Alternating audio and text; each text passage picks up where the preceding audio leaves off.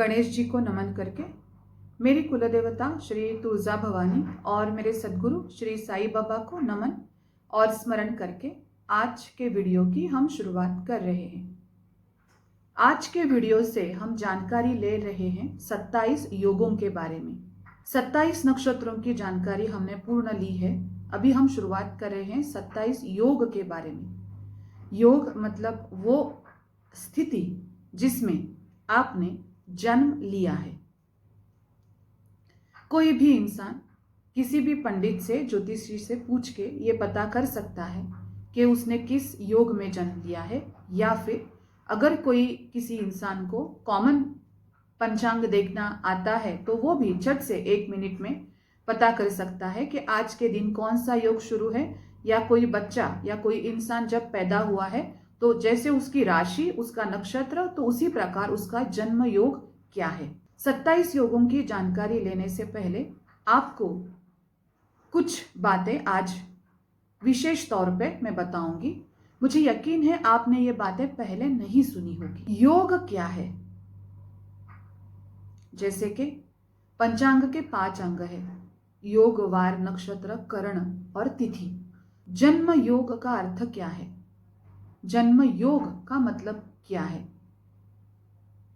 किस प्रकार से ज्योतिष शास्त्र ने निर्धारित किए कि कौन सा योग कब शुरू होगा और किस प्रकार से निर्धारित किए, ये हम आज इस वीडियो में जानेंगे। पृथ्वी सूर्य की परिक्रमा करती है और चंद्र पृथ्वी की परिक्रमा करता है। योग वो समय की अवस्था है, योग वो काल है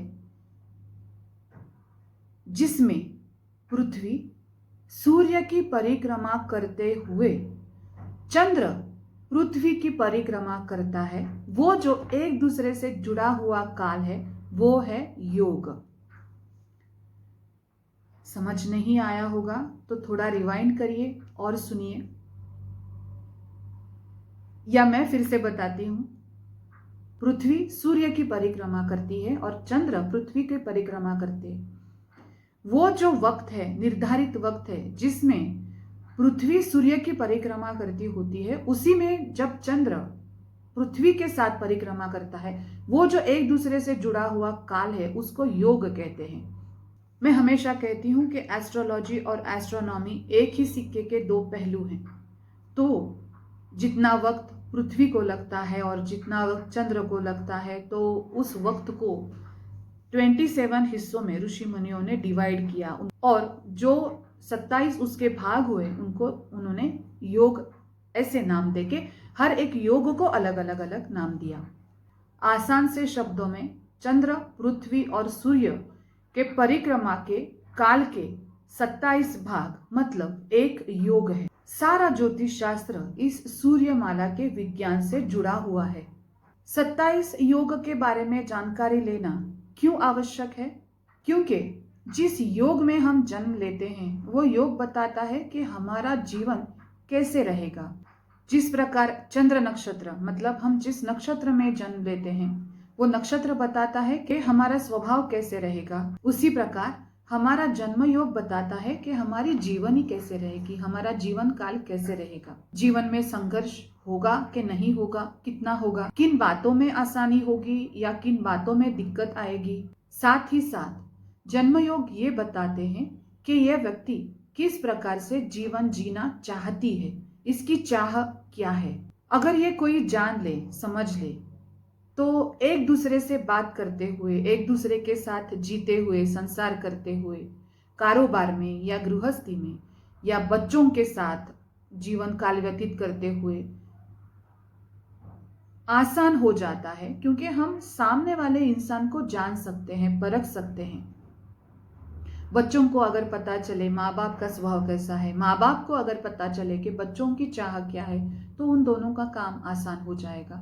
परिजनों को या इनके लाइफ पार्टनर को समझ आता है कि एग्जैक्टली इनको क्या चाहिए।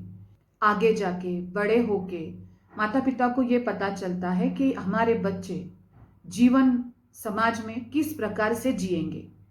कुल मिला के बात यह है कि योग हमारे आने वाले जीवन के बारे में बहुत कुछ बताता है।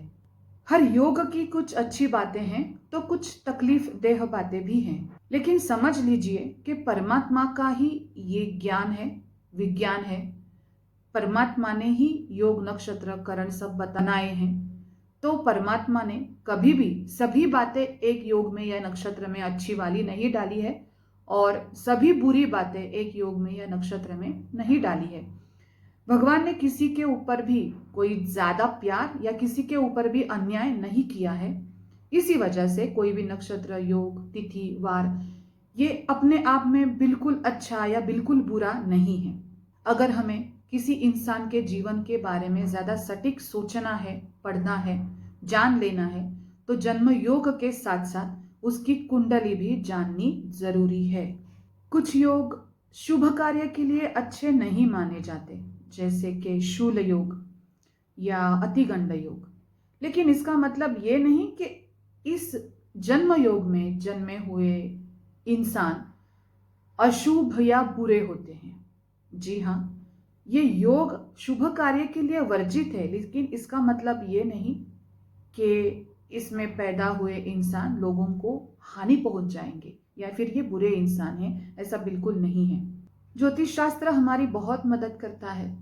किसी इंसान की कुंडली पढ़ के उसके जन्म के वक्त बारे में, उसके जन्म के वक्त के बारे में एनालिसिस करके हम अपनी या अपने नजदीकी लोगों की परेशानी, खामियां, उसके जीवन में क्या क्रिटिकल सिचुएशन हो सकती है, ये हम जान सकते हैं और सावधान रह सकते हैं। खामियां छोड़ दे, दुर्गुण हटाएंगे और क्रिटिकल बातों से अगर हम दूर रहेंगे तो हमारा जीवन आसान हो जाएगा, अच्छा हो जाएगा। यही बेसिक मोटो है, मूलभूत हेतु है ज्योतिष शास्त्र का। ऋषि मुनियों ने ज्योतिष शास्त्र इसीलिए खोजा, लिखा और आज भी बहुत सारे ग्रंथ हमारी मदद कर रहे हैं। YouTube के माध्यम से मैं आप सभी लोगों को आज से योग के बारे में बताना शुरू कर रही हूँ। जाते जाते मैं हमेशा जो इम्पोर्टेंट और विशेष बात बताती हूँ वो कुछ इस प्रकार की है। जन्म योग, जो कि कुल मिला के 27 हैं। दुनिया में कोई भी ऐसा इंसान नहीं कि जन्म के वक्त उसका योग नहीं है। हर इंसान किसी ना किसी योग में पैदा हुआ है। लेकिन 27 नक्षत्र और 27 योग, जो कि हमारे कुंडली के दो प्रमुख अंग है, उसमें फर्क यह है कि एक को हम टच कर सकते हैं तो दूसरे को हम टच नहीं कर सकते। मतलब ये कि 27 नक्षत्र जो हैं वो है तारे, तारों का एक समूह। मतलब भौतिक रूप से वो तारे वहां पे है, लेकिन योग तो है काल की अवस्था, काल का एक दायरा, तो उसको टच नहीं किया जा सकता। ऐसे पॉइंट आउट करके बताया नहीं जा सकता कि देखो ये योग है। चंद्र, पृथ्वी और सूर्य की परिक्रमा का ये जो अजूबा हिस्सा है, ये जो काल का क्षेत्र है, यही है 27 योग। एक ऐसा हिस्सा जिसे हम टच नहीं कर सकते। मतलब ये अभौतिक चीज है, अलौकिक चीज है। 27 योग कोई ऐसी चीज नहीं है जिसे टेलीस्कोप से देखा जाए, लेकिन ये हमारे जीवन पे बहुत बहुत बहुत प्रभाव डालते हैं। जब हमारा जन्म होता है तो जन्म योग वो भी हमारे जीवन पे प्रभाव डालता है, और हम जब जी रहे हैं, छोटे बड़े बुजुर्ग सभी लोग जो जीवन जी रहे हैं, तो हर दिन में चक्र के तरीके से कंटिन्यूअसली चालू रहते हैं। हर दिन कोई ना कोई योग शुरू रहता है। तो वो दिन किस प्रकार से गुजरेगा, उस दिन में क्या करना चाहिए, क्या नहीं करना चाहिए, इस बारे में भी ये योग हमारी मदद करते हैं, हमारी सहायता करते हैं। आइए जान लेते हैं हर एक योग के बारे में पूर्ण तरीके से। ओम साई राम।